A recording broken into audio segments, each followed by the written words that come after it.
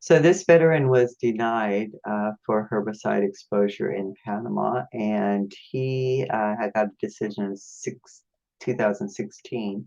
He was there in 67 to 69. That was right when 68, when all those barrels showed up from what Mr. Bartlett testified to.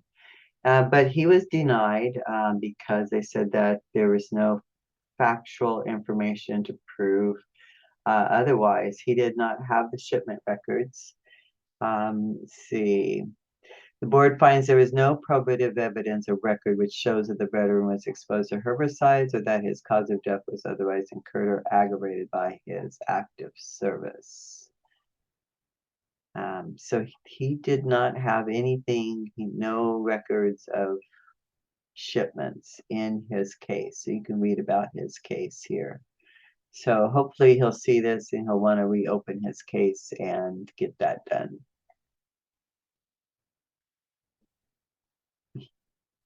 Here's another veteran denied, and this denial after checking with the gatekeeper, I call it, because the Veterans Administration checks with the what is it? The JSRRC that was in that other case too. And the JSRRC is a Joint Services Records Research Center, and they've been disbanded or dissolved as of 2021. And I do believe the consultant that was speaking for them was none other than the person that keeps the records for where these herbicides were used.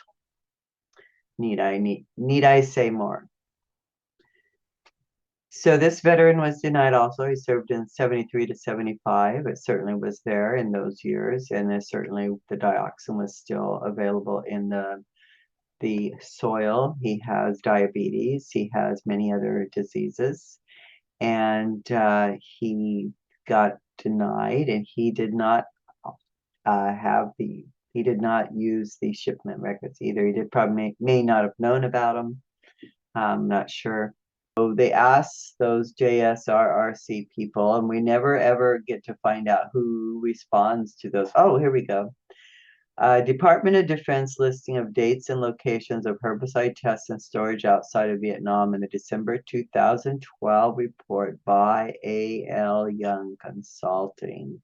So Alvin Young told the VA when asked about and also the investigations into allegations of Agent Orange at the Panama Canal Zone. So Alvin Young is a keeper of the list. He writes the reports and he gets to conclude and tell the VA that there is no proof that these chemicals were in Panama, even though we have millions. Someone put together a list of all the herbicides that were shipped to Panama, and I think it is over 1 million over the decades, and still we can't get any help.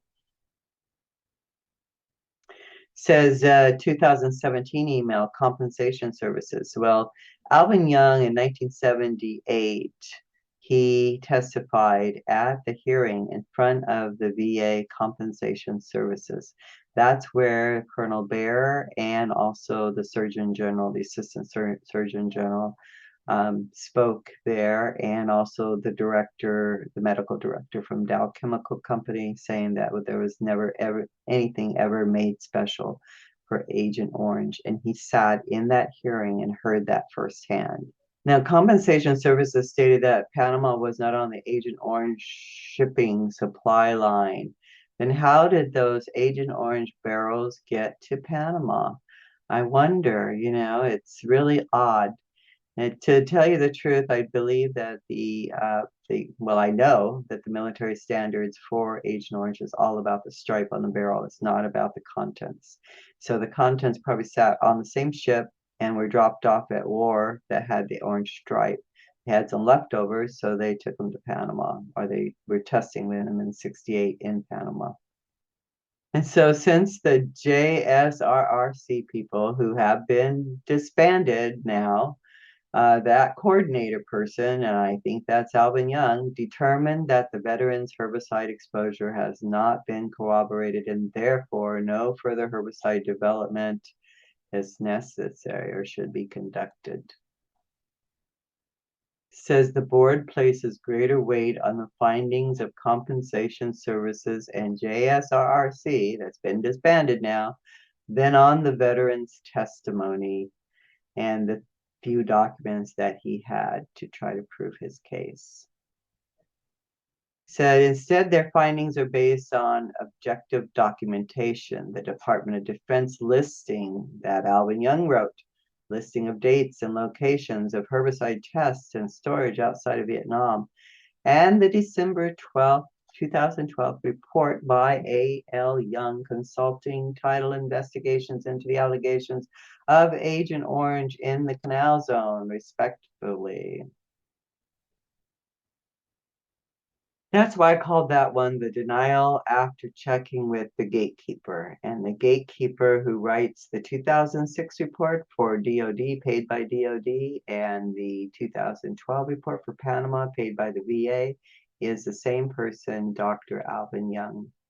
Here's another win, also a person that had IHD, and he won for herbicide exposure in Panama as well. He had a similar instance where his 2018 denial was reopened with new evidence of the shipping records.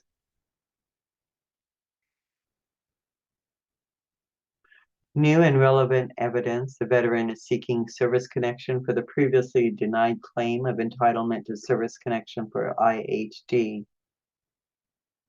In this case, the veteran made several statements, and the most compelling was the veteran also submitted a list of exports by the United States Government Accountability Office and the United States Department of Commerce, which details numerous shipments of herbicides 2,4-D and 2,4,5-T to Panama during his service. So I can't tell you again how important those records are. So keep giving them in your cases and never ever give up. Keep appealing, and you're going to have to educate the VSOs and the attorneys because they just don't get it about Panama. Here's another case that was won by a veteran, and this was one in 2021, and you can read through it. This person asserts that it's related to her service in Panama Canal Zone at Fort Clayton, and she submitted affidavits from fellow soldiers. So if you have fellow soldiers that can submit an affidavit that they also saw spraying going on, they saw vegetation turning brown, please make sure you do that. Exposure to certain types of herbicides, these 2,4-D, 2,4,5-T, cacodelic acid, and picloram, all presumed among veterans that served in Vietnam, and they're also presumed if you can prove that they were where you were. And so the board finds that she has provided sufficient evidence of exposure to resolve any doubt in her favor. She was in Panama at Fort Clayton and Nalbert Army Airfield from 76 to 78. And in support of her claim, she provided lists of United States exports that show that herbicidal agents, including the ingredients for Agent Orange, 2,4-D, and 2,4,5-T, were shipped to Panama during the period that she served in Panama. Again, she had affidavits from others, that they saw that too. And she also had the GAO report that's in here as well for you to use. And the GAO report in 2018 said there's no difference in the commercial versus the tactical herbicide.